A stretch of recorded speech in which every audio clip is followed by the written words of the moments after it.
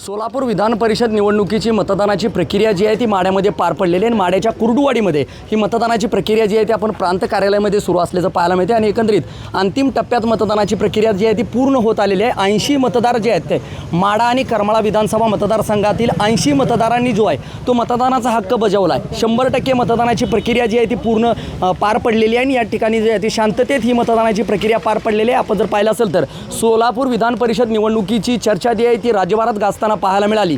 सोलापूरचे पालकमंत्री असलेल्या जयकुमार गोरे आणि सातत्यानं या माड्याचे खासदार असलेल्या धैर्यशील मोहिते पाटील या दोघांमध्ये सातत्यानं निवडणुका जी आहे ते प्रतिष्ठेच्या ठरताना पाहायला मिळत आहेत आणि याच निवडणुकीमध्ये जी आहे ती ही निवडणूक पुन्हा एकदा सोलापूर विधान परिषदेची प्रतिष्ठेची लक्षवेधी ठरताना पाहायला मिळाली।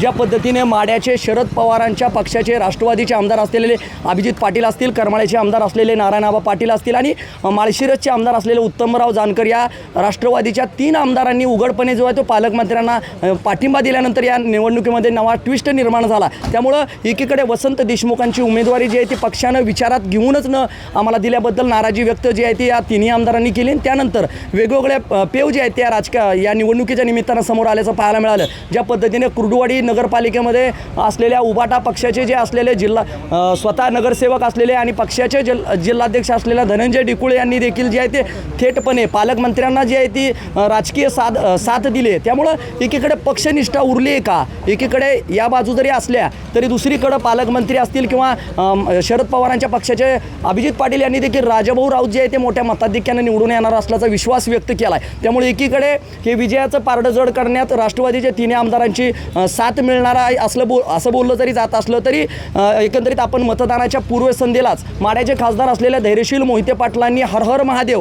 हा राजकीय पोस्टर्स जे आहे ते शेअर केलं होतं स्वतःच्या पर्सनल खात्यावरून जे आहे ते शेअर केल्यानंतर नेमकं मोहिते पाटलांचे काही राजकीय आखणी यामध्ये काही यशस्वी ठरती का हे देखील पाहणं महत्त्वाचं आहे। तत्पूर्वी आपण जर पाहिलं असेल तर या माड्याच्या निवडणुकीमध्ये प्रतिष्ठेच्या निवडणुकीमध्ये खासदार यशस्वी ठरतात की पालकमंत्री यशस्वी ठरतात याचा निकाल जो आहे तो 22 तारखेला समोर येणार आहे। तत्पूर्वी आपण जर पाहिलं असेल तर माड्यामध्ये शांततेत जी आहे ती मतदानाची प्रक्रिया पार पडल्याचं चित्र या ठिकाणी पाहायला मिळत आहे। माझा सहकारी कॅमेरा पर्सन बाळकृष्ण गायकवाडसह मी संदीप शिंदे, TV9 मराठी, माडा, सोलापूर।